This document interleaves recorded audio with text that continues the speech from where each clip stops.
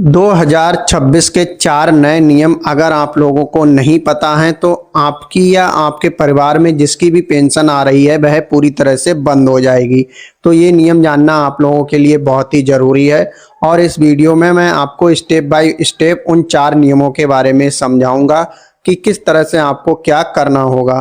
तो वीडियो को पूरा ध्यान से देखना और वीडियो अच्छा लगे तो लाइक ज़रूर कर देना और कमेंट में पेंशन ज़रूर लिख देना।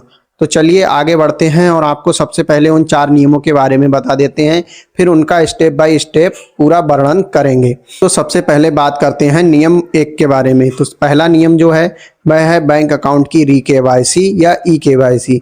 अगर आपका बैंक अकाउंट है तो आपको अपने बैंक अकाउंट की री-केवाईसी कराना जरूरी है। ये 2026 का नया नियम है जिसमें आपको हर साल अपने बैंक अकाउंट की री-केवाईसी करानी पड़ेगी। अब दूसरा नियम है डीबीटी एनपीसीआई।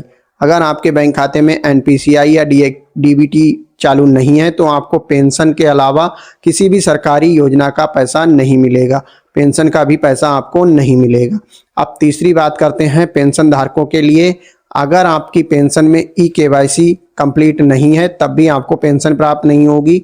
और चौथा सबसे मेन इंपॉर्टेंट पार्ट है वह है जीवन प्रमाण पत्र। अगर आप जीवन प्रमाण पत्र सबमिट नहीं करते हैं तो आपको मृत घोषित मान लिया जाएगा और आपकी पेंशन हमेशा के लिए बंद कर दी जाएगी। इसका पीरियड आपके लिए 1 साल का होता है। अगर आप 1 साल के अंदर अपना जीवन प्रमाण पत्र जमा नहीं करते हैं तो आपकी पेंशन हमेशा के लिए बंद कर दी जाएगी। तो अब हम जरा स्टेप बाय स्टेप समझ लेते हैं। उससे पहले आप वीडियो को लाइक कर दीजिए अगर आपको बातें समझ में आ रही हैं तो।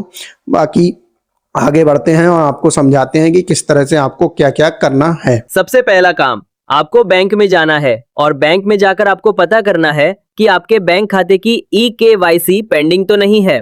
उसी के साथ आपको यह भी चेक करना है कि आपके बैंक खाते में एनपीसीआईडीबीटी एक्टिवेट है या नहीं। वैसे एनपीसीआईडीबीटी आप खुद से भी चेक कर सकते हैं, उसके लिए लिंक आपको डिस्क्रिप्शन में मिल जाएगा। अब बात करते हैं दूसरे काम के बारे में। तो आपको अपने बैंक अकाउंट में मिनिमम बैलेंस बना कर रखना है। आपको बैंक से यह भी पता करना होगा कि आपके अकाउंट में मिनिमम बैलेंस कितना रखना जरूरी है। उसके बाद आपको अपने बैंक अकाउंट में मिनिमम बैलेंस मेंटेन करके रखना पड़ेगा। अब बात करते हैं सबसे जरूरी तीसरी बात की, जिसमें आपको जीवन प्रमाण पत्र की जानकारी दी जाएगी। अगर आप लोगों ने अभी तक जीवन प्रमाण पत्र सबमिट नहीं किया है तो तुरंत सबमिट कीजिए ताकि आपकी पेंशन निरंतर चलती रहे और सरकार के पास आपके जीवित होने का रिकॉर्ड बना रहे। अब बात करते हैं सबसे अहम और लास्ट पॉइंट की, यह है पेंशन ई-केवाईसी। अभी भी कुछ लोग ऐसे हैं जिन्होंने अपनी पेंशन की केवाईसी नहीं कराई है और इसी वजह से उनकी पेंशन रोक दी गई है। तो आप जल्दी से जल्दी अपनी पेंशन की ई-केवाईसी करवा लीजिए